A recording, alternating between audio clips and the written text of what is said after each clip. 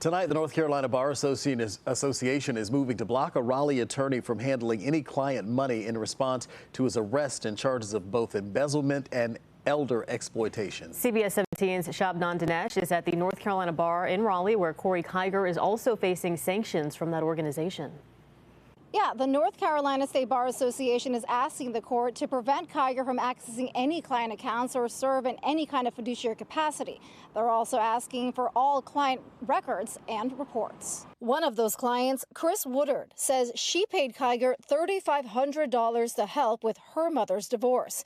But she says once she paid him, he stopped returning her calls and emails. It's just very frustrating, especially since he knows that my mom has cancer. And he sat there and watched her, you know, knowing that she's sick, knowing she has a terminal illness. And you sat here and took money from her, knowing that you had planned literally like the next day to walk away, because literally he went missing like 2 days later. She says when she went to his office in Garner, she discovered he was gone, and so was her money.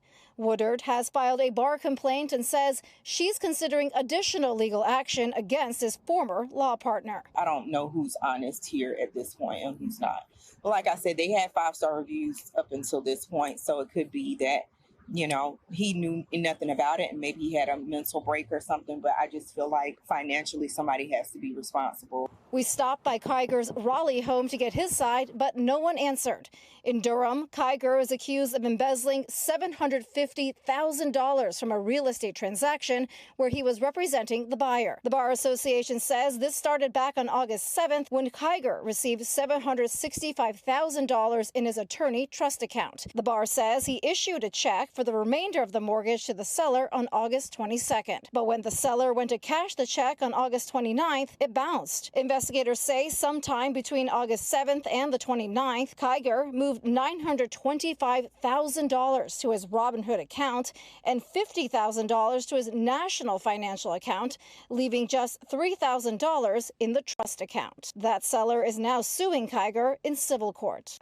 A hearing on the Bar Association's petition is set for September 22nd, and we paid a visit to that Durham house involved in the embezzlement case today, but nobody was home, but we did see a dog and furniture inside.